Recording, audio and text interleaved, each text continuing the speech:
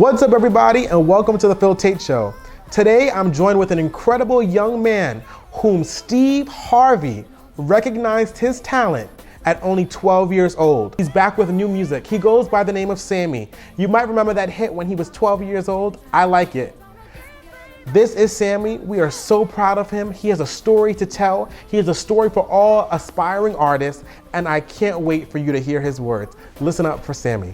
Sammie, how are you? I'm good, my brother. How you doing? I know we've been trying to get this interview going on for some time, but we're finally making it happen. Yeah. You're here in the Big Apple, New York City. You're formerly from Georgia? Yeah. You just came in from Georgia? Just got in from ATL last night. How do you like it out there? I love Atlanta. It's like the perfect balance. It's not too fast, you know what I'm saying, but it's not too slow. So we got like the turn up, or you can duck off suburbs and be on your chill. So it's cool. That's dope. And I hear that Atlanta is just becoming the real, like the new Black Hollywood. Yeah, it's a great land of opportunity for a male of color. Indeed, you can come there with nothing and make something of yourself with an impeccable work ethic and surround yourself around the right team. So I love that city. I found myself in Atlanta. So Sammie, you came onto the scene at a very early age. You had your first hit when you were 12 years old. 12 years young, man. Which is pretty doggone awesome to peak that early Right. in your career, because there's people who be like 32 trying to get one, there. just trying to get one. You came onto the scene very early, but some people might not know that you got discovered at the Apollo, where Steve Harvey had presented you that evening. Just take me back to that night. What do you remember most? It was 1998. It was my first time doing the Apollo Kids segment. I was nervous wreck. People don't know I'm real shy, but on stage I turn into this other beast where I'm most comfortable entertaining. And rubbed the log, took a deep breath, announced told him my name, and said I was singing My Sharia More by Stevie Wonder. And I went out there and got a standing ovation. And as I'm walking off the stage, he said my full government. He was like, Sammie Leigh Bush Jr. He was like, that kid's gonna be somebody. And like, to me it was dope, because I grew up watching the Steve Harvey show, and my parents was big Steve Harvey fans, and still Steve Harvey fans. So for me, it was the first somebody that said I had the potential to be somebody. So I'll never forget that ever. And my mom, before I went on stage, she said, if you can conquer New York, you can take over the world. Because New York is supposed to be a tough crowd. So that day solidified my moment in knowing that I could really do this for the rest of my life. Did you ever realize how monumental that moment was? Everything's 20/20 in hindsight. As it was happening, it was just another stepping stone to get to where I wanted to be. But I made it to the finals for the Apollo Kids segment in 1999, and that's how I got discovered. Joyce Irby from the 70s group Climax actually saw me in like late night. She said she was speechless, called my mom in the middle of the night and was like, where are you? I have to find you and your son. And she flew to Florida. My mom thought she was crazy. I was in Tampa at the time with my pops, and she came and recorded me on this like video camera, showed Dallas Austin, and the rest is history. So what started to happen? So initially, I thought I was supposed to be in a group. When I sung on the audition tape, she sent it to Dallas Austin, and there was a group at the time called In Tune. That's how I'm real cool with Lloyd. I've known Lloyd since I was 11 years young too. So it was Lloyd, Everett, Justin, and Lloyd's little bro, Chucky. And I thought I was learning songs and certain dance moves to be in the group, but when I moved to Atlanta, they said that, no, scratch that, this kid's a superstar by himself, we're gonna make him solo. So I started off in a group and just became a solo act. From At the Apollo with Steve Harvey, and now you're moving to your one of the biggest hits of your life. I Like It. I Like It. Which was the first song I ever recorded in my life. And it went, everyone loved it. This record still in my life. And people still ask you to sing it to this day. Yeah, I'm almost 30 and I'm gonna be singing that. Yeah, it's ever. People ask you to sing that song. Yeah, till I'm like 80. I'm gonna be in a wheelchair still singing I Like It. I've accepted that. And I'm humbled by it, and I never shy away from it, because that's what made Sammie Sammie. And I always I think about how important the records that have popped off for me matters to my fans. Like when people say Sammie, they think I Like It, Crazy Things I Do for Love, Hardball. So that's like your childhood, right? You know what I mean? Then you got like You Should Be My Girl and Come With Me and Kiss Me Through the Phone. That's like your high school to early, college years. And now here I am as an adult, still doing what I want to do, and it's just a blessing. I'm enjoying the ride. I think I was in like 8th grade I think I was in like 9th grade when that song came out. Which one? Kiss Me Through the Phone. See? I think that was, yeah. That's crazy. And so it's dope that everybody was singing that it song. took off out of nowhere, and I'll never want to lose that feeling of being shocked and amazed how big these records go and touch the people around the world, because you don't really know. Sometimes you do, and then there's times where you think you do and it doesn't happen. But I've really been very, very blessed to have hit records upon the radio. So you're 12 years old, you making hits, your name is blowing up. Yeah. I'm sure that you were doing a lot of shows. I'm sure that the schedule was booked. Crazy. Was it too much too soon? For me, I'm big on having like the best of both worlds, a sense of superstardom, so to speak, and then normalcy. I believe I'm an ordinary man, just have been blessed to do extraordinary things. So my mother did a great job at keeping me grounded. I still was in public school, so that was crazy. Because one day, like, I'm on stage rocking out 20,000 people, and then like Monday through Wednesday, I'm in school, and these kids is going nuts. Girls is loving me.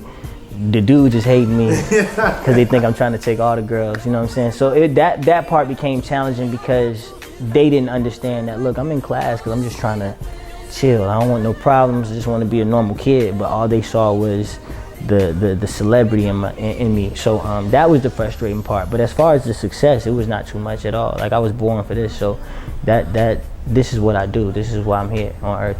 With all that success now, it seemed as if, you know, you were going, and then what happened now? There's two sides to it, and I'm gonna give you both sides.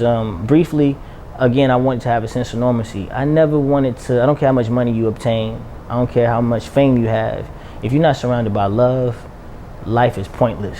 You know what I'm saying? You see a lot of celebrities that has driven every foreign car there is to drive, then had all the baddest women there is to have, and they're still miserable. They're strung out on drugs, or they crazy and they're acting belligerent. Like, I never wanted to be that. So I wanted to go to high school and just enjoy being a kid. I was homecoming king. I played basketball 2 years. I was in the choir. I was in a Renaissance program. You want to be regular. That's it. Like you can't buy time back. As we're speaking, I'm aging by the second. I don't care how much money I have in my bank. A minute ago was history. And I can't get that minute to go back. So that was like my side. And then honestly, again, I'm a child, I'm a minor. So my mother, a woman named Joyce Irby in Dallas, Austin, they handled the business. And not pointing fingers at anybody in particular, but they clashed often to the point where a phone call was just made like, look, we love Sammie, he's a superstar, it's going great, but however, we have to put a break on this Sammie project because we can't get along. There's always egos, and that's what happened, and they stopped the Sammie project. And while you were on this hiatus from the industry and you were living this level of normalcy, was there like a feeling of like, do I still have it? Will people still like me if I come back? I wasn't even thinking about music because I was so tainted by how it ended. Like, it didn't make sense to me. You know what I mean? I was used to performing on stage, going to class or going to homeschool sometimes when I was on tour, and that was my life. So when you put me in class full time, I hate to say this because I am pro education, let me be clear, but class is like jail to a kid that is used to going to Hawaii and Canada, and I'm on Sunset Boulevard. Like, what do you mean I gotta sit here and listen to this teacher talk to me for 2.5 hours about algebra? I'm not gonna use that, you know what I'm saying? Like, in my line of work. And again, I'm pro education, but I also believe that school is for certain people. Some people find their gift and their purpose early. I learned that young. 4 years old, I knew I could sing. At 8, I said I wanted to do it professionally. At 12, I was doing it.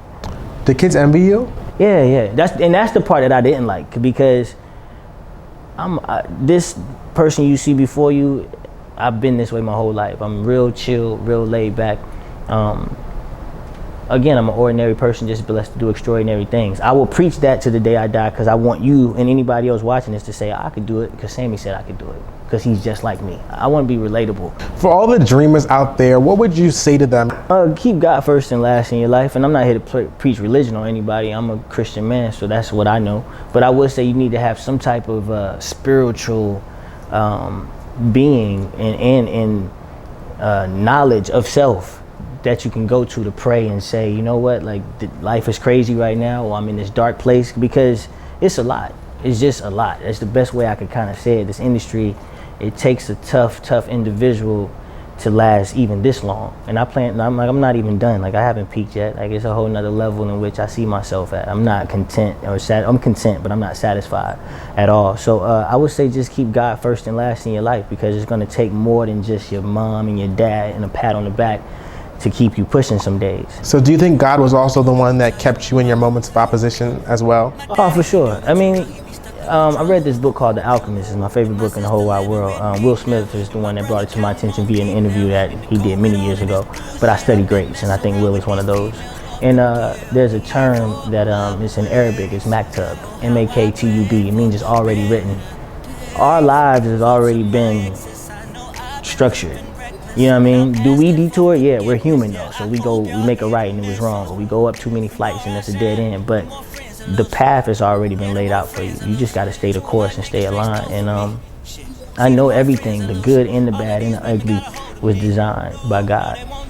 I was reading through an interview that you had done a couple years back, and you had dropped not an interview, you had dropped some stuff on Twitter where you had basically said, I was sitting in the house, no manager, this was around the time when you did a couple of features with Soulja Boy, and you had done like a mixtape and things like that. Did you realize during those times of how powerful Sammie was as an artist? Yeah, I found myself because I was by myself. I had no choice but to learn my significance as a being and as a talent. A past business partner of mine took everything from me. You know what I'm saying? Like everything, money, credit card, car, everything in a realm of maybe 3-4 months. It was crazy the position he had put me in. I played chess, and I felt like he was playing chess when I was like operating off loyalty and love, and it was a game to him. And I was by myself. I had to learn how to write songs by myself, vocal arrange myself, surround myself around other young talent that I felt could kind of help me get to where I needed to be. You know what I'm saying? So when you're alone is when you can really, really analyze self and see what you're made of. All about me is just the way my life was dealt, the hand I was dealt. I was left by myself, literally, to just figure it out. You know what I mean? I had to start a company, start Camp Music, and then I had to, who's gonna help me do this? And I need a publicist, and I need... You realize how good you are. Yeah, I didn't even know I was that business oriented because I've always had people. You had no choice. There you go. I had no choice but to be the business and the talent. Right. And most creatives, we don't like that because it takes us out of our creative realm. I just so happen to can juggle both. And now you can share your story to so many artists, newcomers, to show them that it's not all about being on stage. You know what I mean? Sometimes people say it's 25% showmanship and it's 75% business. Yeah, it's business first for me. Like I said, if it was just about the music, a lot of us musicians that really are just passionate about the craft will be a lot or way more ahead. But it's the music business. Right. Never get that misconstrued. Never omit that word business. Business means money, by the way, currency. Can I invest in you and make a profit? That's the exchange between anybody that does business with me. Managers, publishing companies, labels, like it makes sense. Can we make money off Sammie? And how are we gonna gain from it? What do we get from it? Right. The profit. That's good business. You don't want to keep investing and taking L's. I want to win and triple and quadruple my output. So I get it and I respect it. And you definitely did that because when you came back, you decided that you weren't going to sign to a label, but that you were going to sign independently as an artist. Right. And I'm sure that when you came back as well, that you realized that the R&B game has changed.